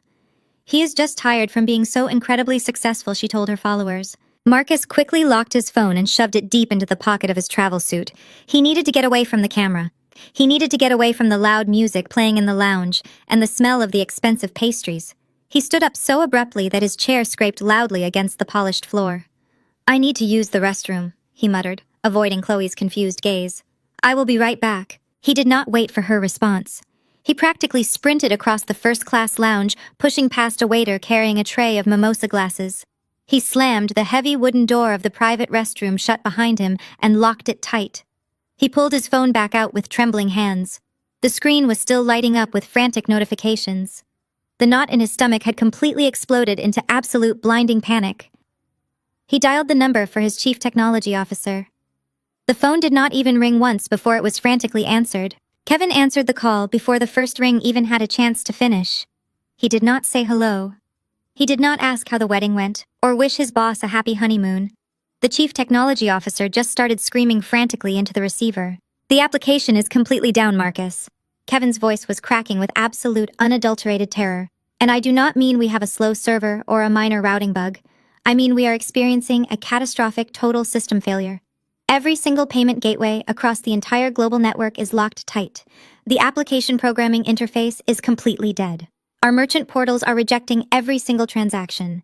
We are showing a level 1 intellectual property violation across every server we operate. Marcus stood perfectly still. He stared at himself in the expensive gold-framed mirror of the first-class lounge restroom. He watched the healthy, glowing color completely drain from his own face, leaving him looking like a terrified ghost. "What the hell are you talking about, Kevin?" he hissed, trying to keep his voice down so the wealthy travelers walking past the door would not hear him. "We do not have intellectual property violations. I wrote every single line of that core code myself in my garage. Fix it right now. Spin up the backup servers and get the platform back online before the venture capital firm wakes up and tries to run their final system audit." "You are not listening to me, Marcus," Kevin shouted. The audio quality was slightly distorted because Kevin was practically hyperventilating on the other end of the line. "The backup servers are gone. The cloud hosting provider completely severed our enterprise account 10 minutes ago. They did not just temporarily pause our services. They completely revoked our administrative access. We are permanently locked out of our own digital house." Marcus gripped the edge of the cold marble sink so hard his knuckles turned completely white. A thick, cold sweat broke out across his forehead, ruining his perfectly styled hair. "That is technically impossible," he growled, his voice vibrating with intense, blinding rage. "I am the founder of this company. I am the chief executive officer. I hold the master administrative keys. Call the cloud provider right now and tell them there is a massive technical glitch. Tell them I will personally sue their entire organization into absolute bankruptcy if they do not restore my platform in the next 60 seconds. Kevin let out a sound that was halfway between a desperate sob and a hysterical laugh. "It is not a technical glitch, Marcus. The cloud provider did not make a mistake. They received a verified direct override command from the master control terminal. Someone with a higher security clearance than you went in and initiated a complete systemic shutdown. They wiped our access credentials and triggered a catastrophic intellectual property lock." Marcus felt the heavy marble walls of the luxurious restroom slowly closing in on him. The air suddenly felt incredibly thin. He was struggling to pull enough oxygen into his lungs. "There is no higher security clearance than mine," he screamed completely, forgetting to keep his voice down. "I built this entire company from absolutely nothing. I am the sole owner of the source code. No one else on the planet has the legal authority to trigger an intellectual property lock on my software. You are the Chief Technology Officer, Kevin. Do your damn job and hack back into the mainframe right now." "I cannot hack into a system that legally does not belong to us anymore," Kevin cried desperately. The automated cease and desist order came directly from the legal department of our hosting provider. They flagged our entire operation as a massive copyright infringement. Every single merchant who relies on our payment processing is currently watching their daily transactions fail. Millions of dollars in user funds are completely frozen in digital limbo. Social media is already exploding. Our users think we just pulled a massive financial exit scam. The tech blogs are already writing the articles, Marcus. Our customer service lines are completely jammed and the automated refund systems are failing because our bank accounts are frozen. We are in the middle of a total meltdown. Marcus stared at his own terrified reflection. The perfectly tailored travel suit suddenly felt like a heavy straitjacket pulling tight across his chest. The $50 million venture capital deal required the application to maintain a flawless uptime record. The shadow fund investors were notoriously strict about technical stability. They had a real-time monitoring dashboard tracking the app performance. If the platform remained dark for even 1 hour, the massive deal would be completely dead. The elite investors would pull their term sheets and walk away without a second thought. And worse than that, Marcus had just accepted $5 million from his brother-in-law, Brad. If the company collapsed today, Brad would lose his entire inheritance and Shirley would lose her home. "Listen to me very carefully, Kevin," Marcus said, his voice dropping into a dangerous low register. "I do not care what the automated error messages say. I do not care about the tech blogs or the angry users right now. I need you to bypass the primary cloud servers. Route the entire system through our emergency offshore backups. Just get the blue logo back on the screen. Give me the illusion of functionality until I can call the hosting provider and threaten their legal team into submission." There was a long, agonizing silence on the other end of the phone. The only sound Marcus could hear was Kevin taking rapid, panicked breaths. "I already tried that, Marcus," Kevin finally whispered. I tried to initialize the emergency offshore backups the exact second the primary servers went down. But the override command was absolute. It did not just target our cloud hosting. It targeted the foundational licensing structure of the software itself. The command was executed with flawless precision. Whoever did this knew our internal architecture better than I do. They knew exactly which digital arteries to cut to make the entire body bleed out instantly. Suddenly, a sharp, loud knock on the heavy wooden restroom door made Marcus jump out of his skin. "Honey, are you okay in there?" Chloe called out, her voice muffled by the thick wood. "The boarding announcement for our flight to the Maldives just started. We need to go to the gate right now so I can film us getting on the plane for my followers." Marcus squeezed his eyes shut tight. The sound of his new wife excitedly planning her social media content made him feel physically sick to his stomach. "Just give me 1 minute," he yelled back, his voice cracking slightly. He brought the phone back to his ear. His entire body was shaking uncontrollably with a toxic mixture of absolute fury and creeping, dreadful realization. "Kevin," he said slowly, pronouncing every single syllable with deadly precision. "Read me the exact text of the intellectual property violation notice. Read me the exact name of the entity claiming ownership of my source code." "I am looking at the legal notice right now," Kevin said, his voice shaking violently. The cloud provider attached a digital copy of an expedited court order. It was signed by a superior court judge yesterday morning. It explicitly states that our public-facing startup no longer holds a valid licensing agreement to utilize the core software. "Who owns it?" Marcus demanded, screaming so loudly his throat burned. "Who the hell is claiming they own my software?" There was another terrible, heavy pause. Kevin swallowed hard before speaking. "The master control terminal belongs to a limited liability company, Marcus. The execution directive was digitally signed by an authorized representative of an entity called N&C Holdings." The name hit Marcus like a massive physical blow to the chest.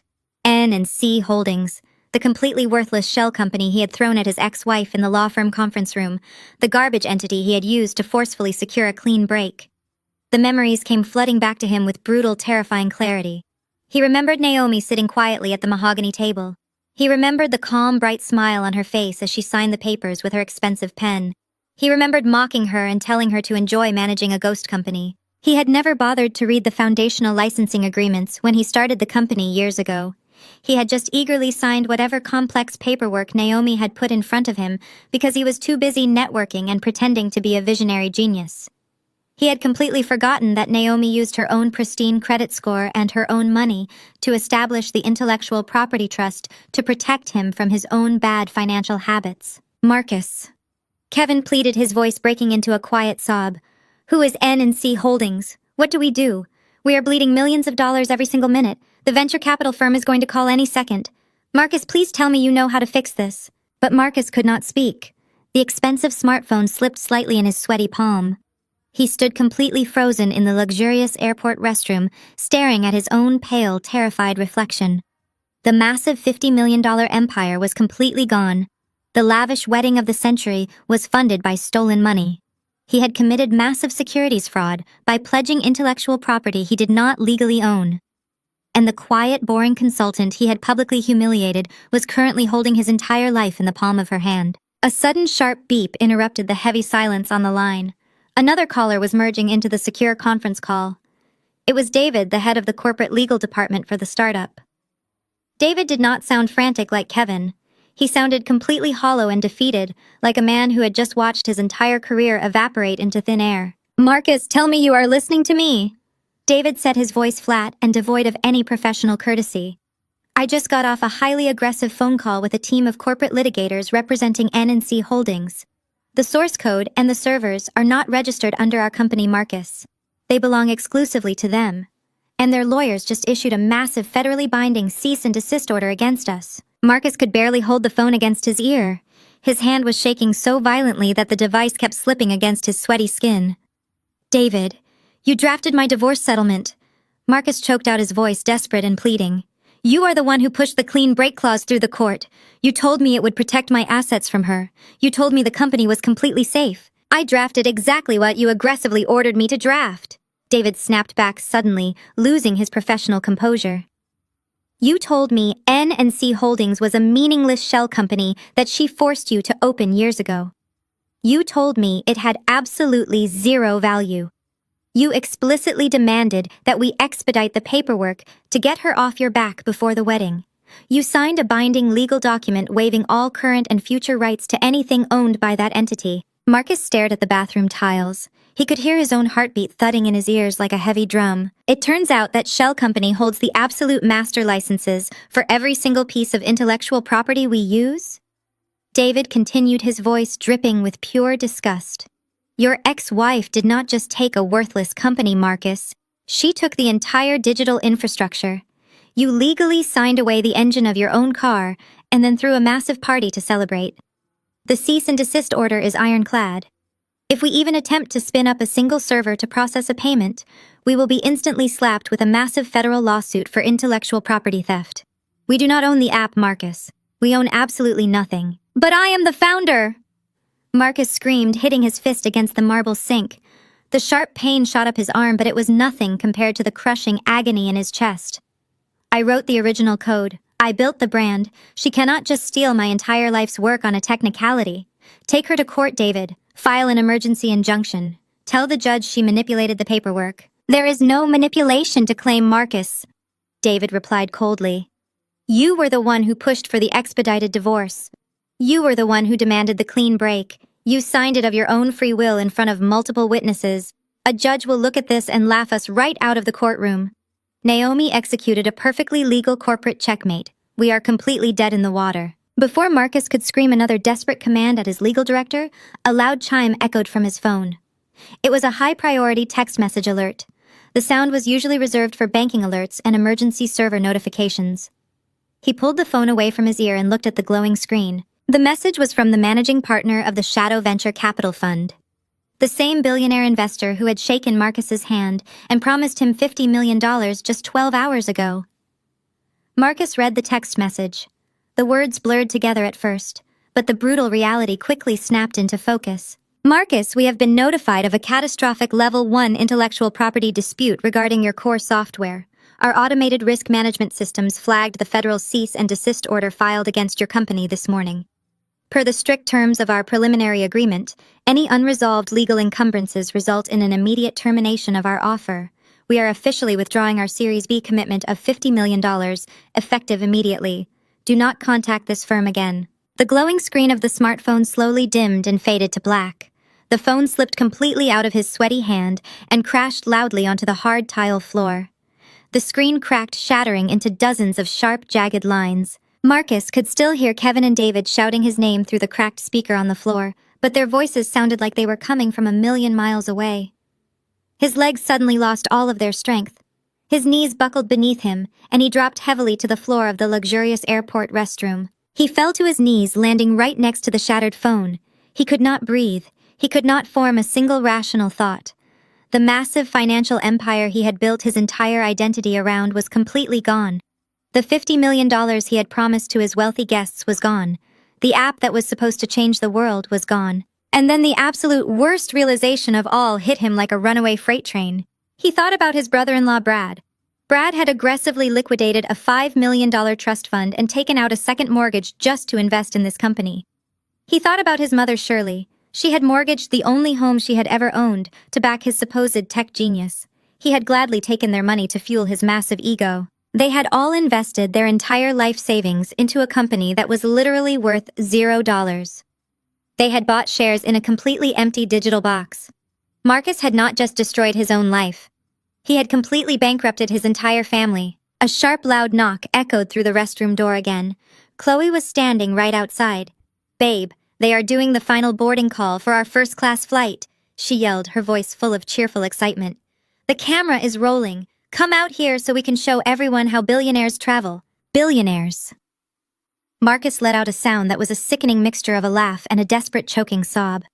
He was kneeling on the floor of a public restroom, completely broke, facing massive federal lawsuits and owing millions of dollars to furious investors.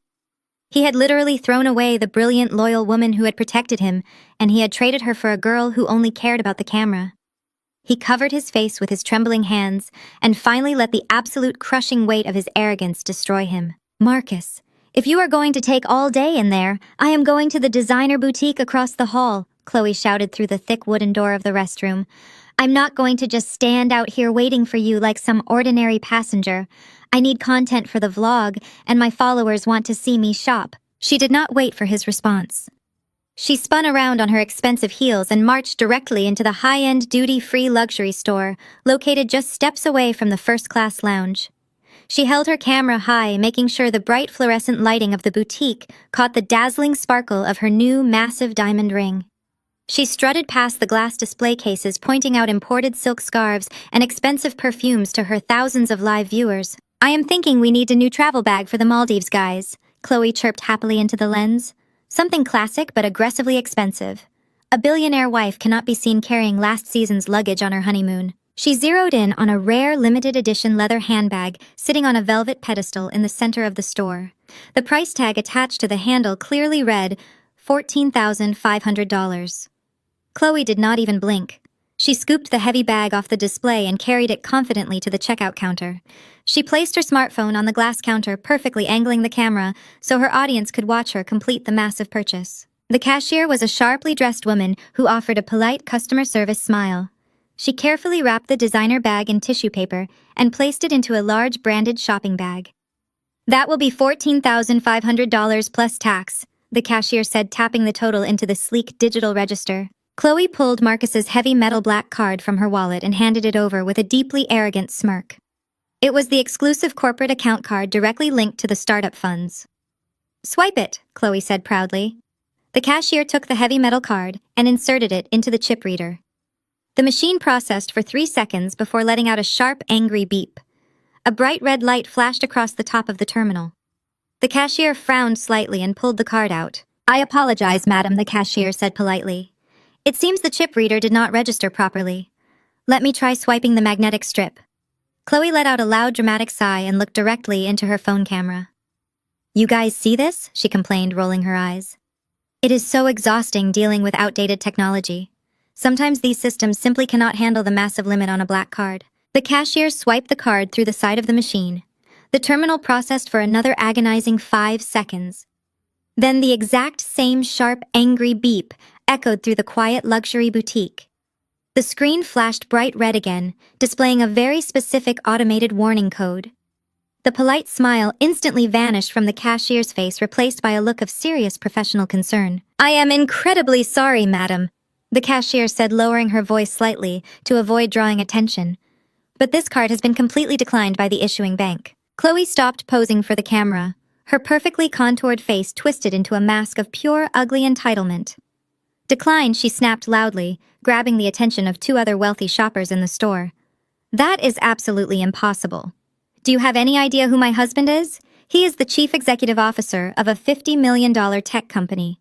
Run the card again and this time push it through manually.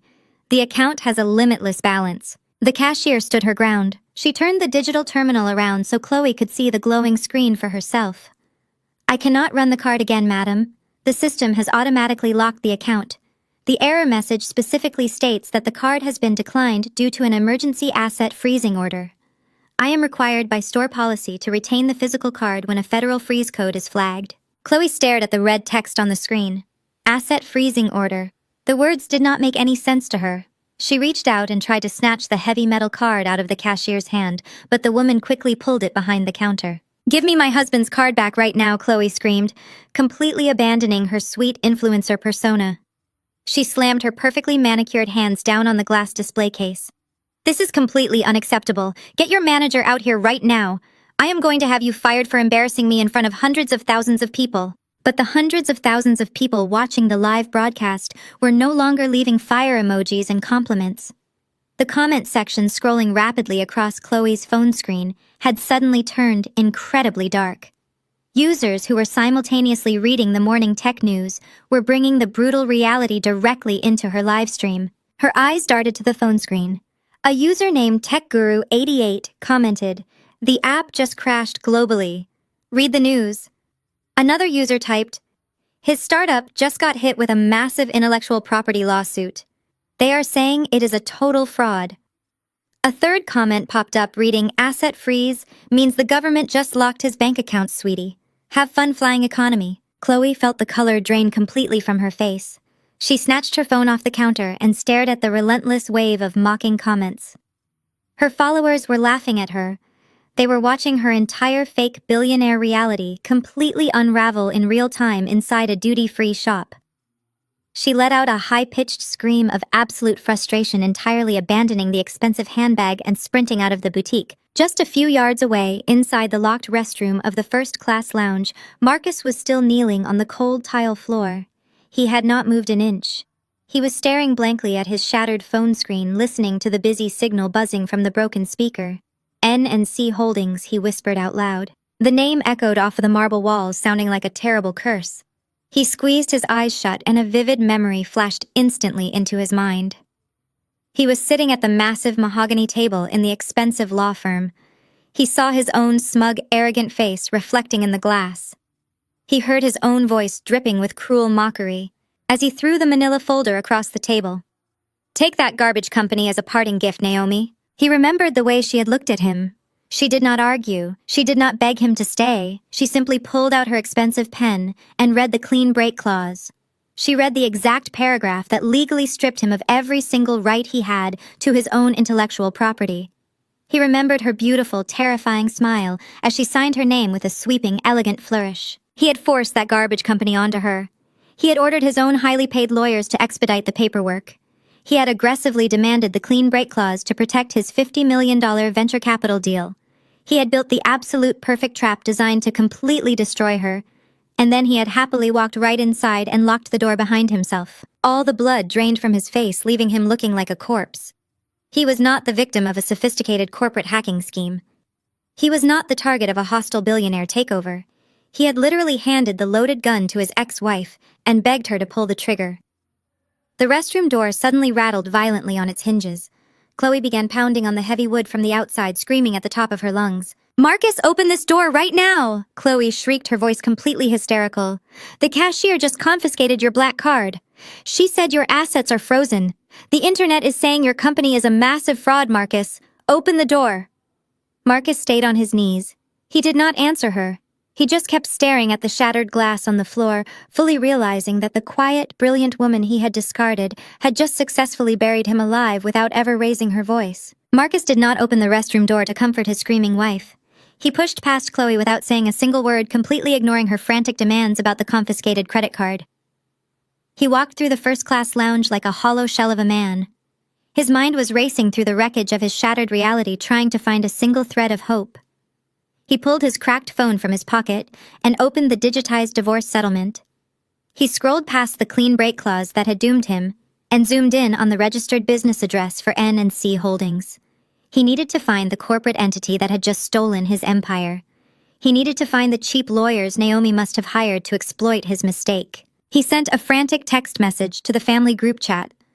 The same chat where they had spent the entire week mocking Naomi and celebrating their massive wealth. But the chat was no longer full of champagne emojis and victory speeches. Brad was leaving frantic voice notes screaming that his brokerage firm had just flagged a massive margin call on his leveraged trust fund. Shirley was typing in all capital letters because the bank had just called to verify the emergency freeze on her home equity line of credit. Marcus told them all to meet him immediately at the address listed on the legal documents. He promised them he was going to fix it. He promised them he would march into whatever run-down suburban strip mall Naomi was operating out of and demand his intellectual property back. 2 hours later, a chaotic fleet of rideshare cars pulled up to the curb in the very center of the downtown Atlanta financial district. Marcus stepped out onto the sidewalk looking completely disheveled. His expensive travel suit was wrinkled, and his face was pale with extreme panic. Brad jumped out of the next car, looking like he was about to have a massive heart attack. His pastel suit was soaked with nervous sweat, and his eyes were bloodshot. Shirley and Keisha scrambled out of the third vehicle. Shirley was clutching her designer purse to her chest, hyperventilating, while Keisha aggressively typed on her phone, trying to figure out why her credit cards were suddenly declining everywhere. "Where is the office?" Brad demanded, grabbing Marcus by the shoulder and shaking him violently. "My accounts are locked, Marcus. The bank is saying the tech company is completely insolvent. Where is the damn shell company that did this?" Marcus looked down at his cracked screen and then looked up at the towering structure right in front of them.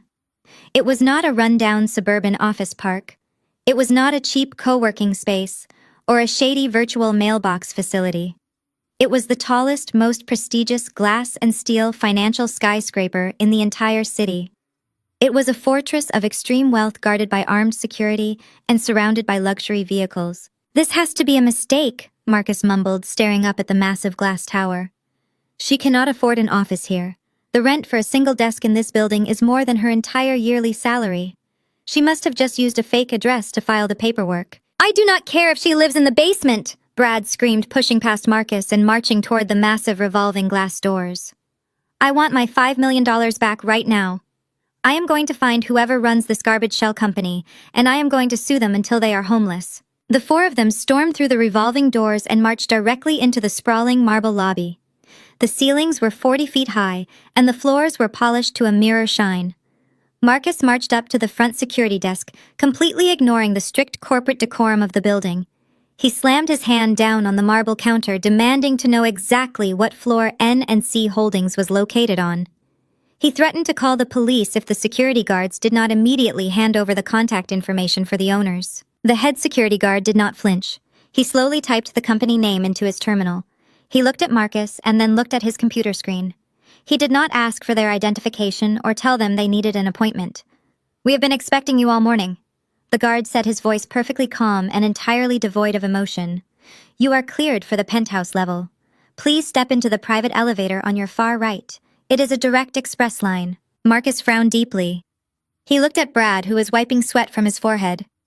None of this made any sense. A worthless shell company did not have an express elevator to the penthouse level of the most expensive commercial real estate building in the state. But they were too angry and too desperate to question the logic. They marched over to the private elevator. The heavy steel doors slid open silently, and they all stepped inside. The doors closed, and the elevator began its rapid ascent. The digital floor indicator climbed higher and higher, silently ticking past the floors occupied by international investment banks and global hedge funds. The silence inside the elevator car was absolutely suffocating. Shirley was clutching her chest, praying out loud that her house would not be foreclosed on. Keisha was nervously chewing her fingernails. Brad was pacing back and forth in the confined space, muttering violent threats under his breath.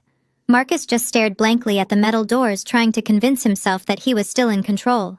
He was the tech visionary. He was the chief executive officer.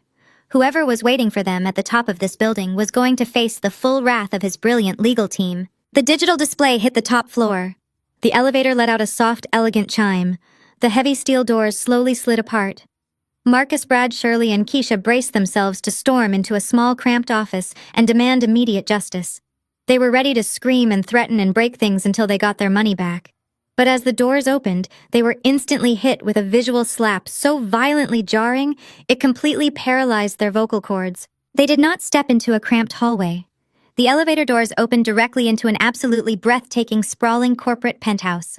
The floors were covered in pristine white marble. Massive floor-to-ceiling windows offered a panoramic, sweeping view of the entire Atlanta skyline. The furniture was custom-crafted, imported leather, and solid mahogany. Original modern art hung on the walls, illuminated by soft gallery lighting. It was a space designed exclusively to intimidate billionaires. It was the physical embodiment of absolute untouchable power. And right in the center of the massive room, behind an enormous custom reception desk, was a solid wall of black Italian marble. Mounted directly onto the black marble were massive, glowing, gold-plated letters that spelled out a single, devastating reality: Naomi & Co. Wealth Management. Marcus felt his entire reality shatter into a million jagged pieces. He stared at the glowing gold letters, completely unable to process what his eyes were showing him. Naomi. It was her name. Not a coincidence. Not a mistake. The garbage shell company he had thrown away was the holding entity for a massive wealth management empire. Brad stopped pacing, completely frozen in his tracks. His jaw dropped open as he stared at the sheer, unbelievable wealth surrounding them. Shirley stopped praying. Keisha dropped her phone.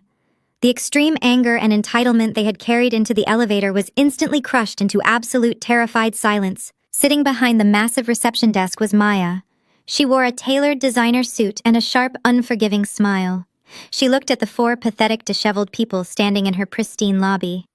"Welcome to Naomi & Co. Wealth Management," Maya said, her voice ringing clearly through the massive silent space. "The chief executive officer will see you now. Please follow me down the hall." Maya led the four of them down a long, wide hallway lined with expensive modern art and custom lighting. The only sound was the sharp, confident clicking of Maya's designer heels against the polished marble floor. Marcus followed her with heavy, dragging footsteps.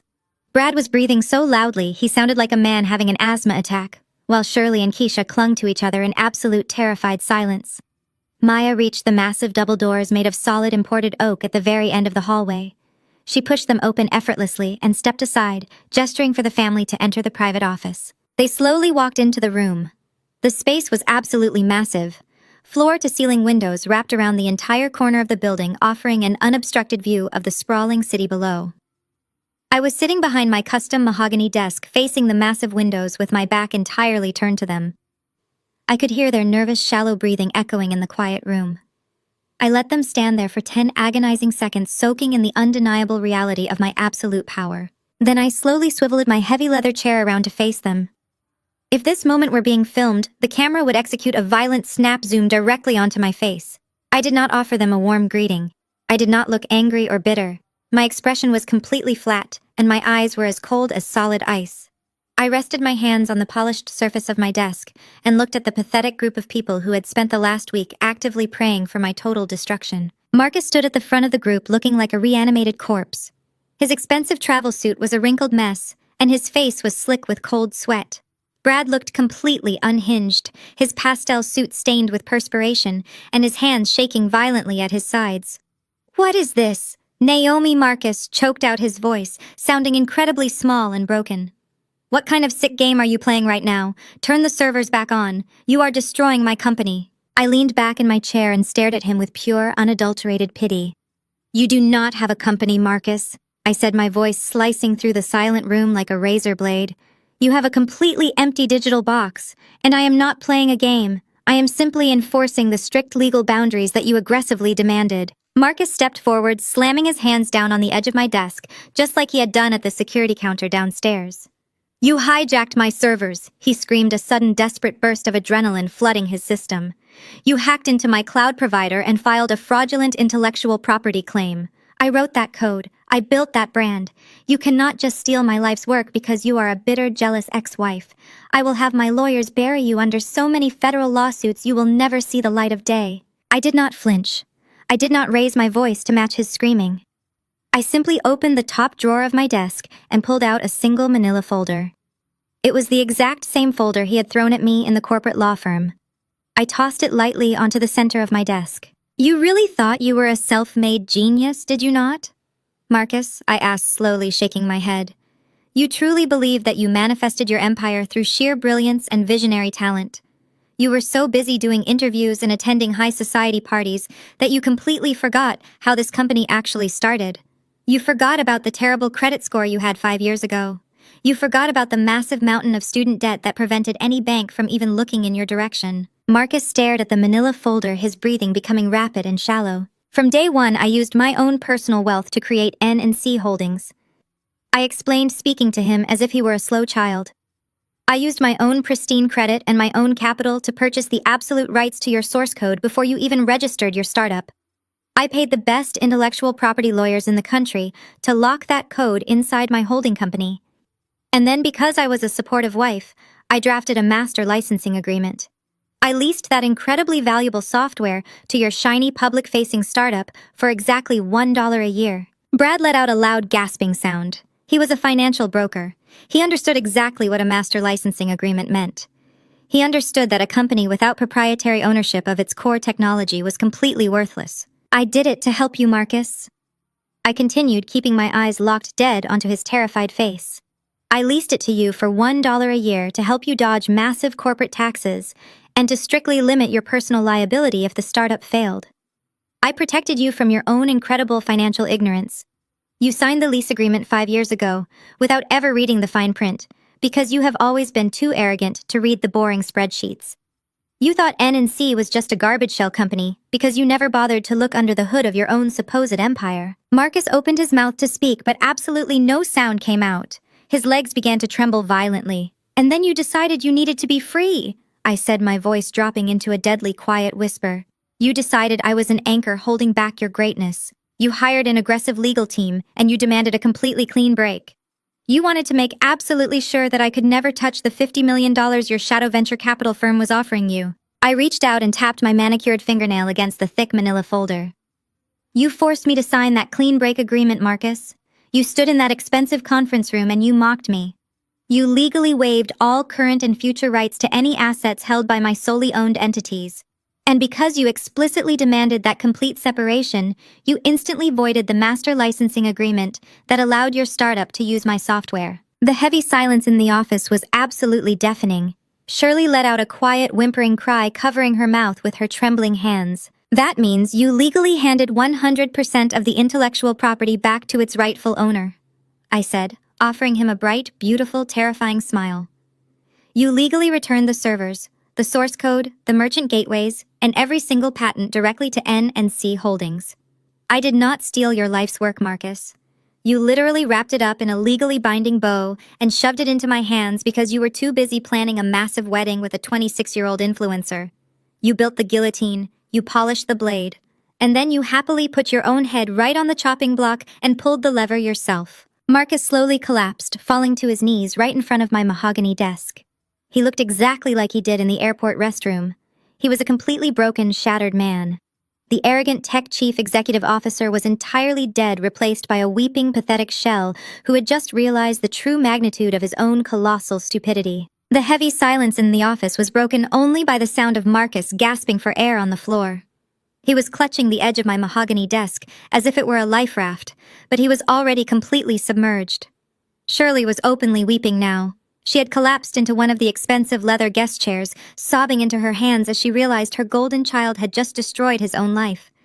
Keisha stood frozen like a statue, staring at me with wide, terrified eyes. But Brad refused to accept defeat. His entire identity was wrapped up in being the smartest guy in the room. He was a financial broker. His brain was desperately, frantically searching for any possible loophole or any shred of leverage he could use to regain the high ground. He could not accept that a black woman he had relentlessly mocked had just outsmarted him and his beloved tech genius brother-in-law. Brad stepped right over Marcus and marched up to my desk. His pastel suit was completely soaked with nervous sweat, and his face was flushed with a toxic mix of extreme panic and desperate rage. He pointed a trembling finger directly at my face. "You think you won, Naomi?" Brad stammered, his voice shaking violently. "You think you are so incredibly smart. But you are forgetting one massive detail. You still have that garbage house. You are still carrying a $2 million mortgage on a crumbling piece of property. Marcus completely washed his hands of that debt. You might have stolen the software, but you are still going to go completely bankrupt, paying off that massive loan on a consultant's salary. The bank is going to foreclose on that dump by the end of the year, and you will be out on the street." I looked at Brad's sweaty, desperate face. He was clinging to the mortgage debt like it was his final weapon. He truly believed he had found the fatal flaw in my master plan. I did not get angry. I did not raise my voice. I simply let out a soft, genuine chuckle that echoed through the massive, quiet office. "Brad," I said, shaking my head slowly, "you really are the absolute worst financial broker in this entire city." I turned away from him and unlocked the bottom drawer of my desk. I pulled out a thick-bound legal document. It was much heavier than the divorce settlement. It was printed on high-quality premium paper and bound with thick black leather. I held it in my hands for a moment, letting Brad stare at it before I tossed it onto the center of my desk. It landed with a loud, heavy thud right next to the clean break agreement. "You all spent the last week laughing at me in that group chat," I said, leaning forward and resting my arms on the desk. "You told me to sell my crumbling house and go hide in the suburbs. You thought I was just a foolish, sentimental woman clinging to a rotting piece of family history." Brad stared at the thick, leather-bound document. His eyes darted nervously between the paperwork and my face. "But you never actually looked at the property records, did you, Brad?" I asked, my voice dripping with absolute cold authority. "You never bothered to check the zoning maps or the city development plans. If you were actually a good broker, you would have noticed that my family home sits on 22 acres of prime, undeveloped commercial real estate right next to the new interstate highway expansion project." The color started to rapidly drain from Brad's face. The arrogant sneer he had worn since the day I met him was completely melting away. "For the last 2 years, while Marcus was busy attending red carpet events and you were busy pretending to be a Wall Street titan, I was quietly attending city council meetings," I explained. "I hired the best commercial real estate lawyers in Atlanta. I spent months aggressively lobbying the local government to officially rezone that entire acreage from residential to heavy industrial use. I picked up the heavy leather-bound contract and pushed it directly across the desk until it was touching Brad's trembling hands. "Oh, that piece of land you all mocked," I said, smiling brightly. "I just sold it to Amazon. They are tearing down the old house next week to build a massive automated fulfillment center. The final purchase price was $25 million in pure cash." Shirley let out a loud, gasping choke from her chair. Keisha actually stumbled backward, hitting the wall of the office. Marcus stopped gasping for air and slowly raised his head, looking at me with absolute sheer horror in his eyes. The funds cleared into my private accounts yesterday afternoon. I continued driving the final nail perfectly into the coffin. I paid off the $2 million mortgage instantly. I used a fraction of the remaining profits to secure this penthouse office and set up my new wealth management firm. And the absolute best part of this entire transaction is that Marcus was in such a frantic, desperate rush to marry his young influencer that he explicitly waived all rights to my real estate in the clean break agreement. I looked down at Marcus, who was still kneeling on the floor. "Thanks for generously letting me keep the house in the divorce, Marcus," I said, my voice soft but incredibly lethal. It really was an amazing parting gift. Brad stood completely frozen in front of my desk. The financial math was currently processing in his brain with brutal, devastating clarity. He was a broker. He understood numbers better than anyone else in the room. He realized that I owned 100% of the intellectual property that ran the payment application. He realized that I owned $25 million in liquid cash from the Amazon real estate deal. He realized that I was an incredibly wealthy, powerful woman holding all the cards. And then the final, most terrifying calculation hit him. If I owned the software, then the public-facing startup that Marcus managed owned absolutely nothing. The company was completely hollow. It had no assets. It had no proprietary technology. It had no venture capital funding. The startup was legally and practically worth $0. Brad slowly turned his head away from my desk. He looked down at Marcus. Brad had completely liquidated his grandfather's trust fund. He had taken out a massive second mortgage on his own home. He had aggressively bypassed all standard financial safety protocols because he wanted to get rich quickly. He had taken $5 million of his family's money, and he had handed it directly to Marcus just 3 days ago. Brad's eyes were completely bloodshot. The veins in his neck were bulging against his tight pastel collar. His chest was heaving with rapid, aggressive breaths. The realization hit him with the force of a physical explosion. His entire inheritance, his home, and his financial future had just been dumped into a completely empty digital shell. Marcus had sold him $5 million worth of absolutely nothing. Marcus looked up at his brother-in-law. The two men locked eyes. Marcus held his hands up slightly, trying to silently beg for mercy. But there was absolutely no mercy left in that massive, luxurious office. Brad's hands curled into tight, violent fists. The arrogant finance bro was gone, entirely replaced by a desperate, ruined man who had just lost everything he had ever owned. Brad did not hesitate. He lunged forward with a primal, deafening scream, entirely abandoning any remaining shred of his polished corporate persona. He grabbed Marcus by the collar of his expensive travel suit and hauled him forcefully off the marble floor. Before Marcus could even raise his hands to defend himself, Brad pulled his arm back and delivered a brutal, crushing punch directly to his brother-in-law's jaw. The sickening sound of knuckles hitting bone echoed loudly through the luxurious office. Marcus stumbled backward, crashing hard against a heavy leather guest chair and collapsing back onto the floor. But Brad did not let him go. He kept his tight, violent grip on the ruined fabric of the suit, pulling Marcus back up just to violently shake him like a rag doll. "You stole my money!" Brad screamed, thick spit flying from his mouth. "You took $5 million from my family. You took my grandfather's entire trust fund. You took the equity out of my house. I am completely bankrupt, Marcus. My entire life is ruined because I trusted a complete fraud. I am going to kill you." Keisha let out a high-pitched, terrified shriek and scrambled backward, pressing herself flat against the massive glass windows to avoid the violence. But Shirley did not rush forward to protect her precious golden child. The absolute reality of her own financial ruin had finally broken through her massive, lifelong delusions. She watched her son bleeding on the floor for exactly 1 second before her legs gave out entirely. She threw herself down onto the cold white marble right in front of my mahogany desk. Shirley began to wail. It was a loud, agonizing sound of absolute despair. She crawled forward and desperately tried to reach for my hand across the polished wood, but I slowly pulled my chair back completely out of her reach. "Naomi, Please." She sobbed, heavy tears streaming down her wrinkled face and ruining her expensive makeup. "You have to help me.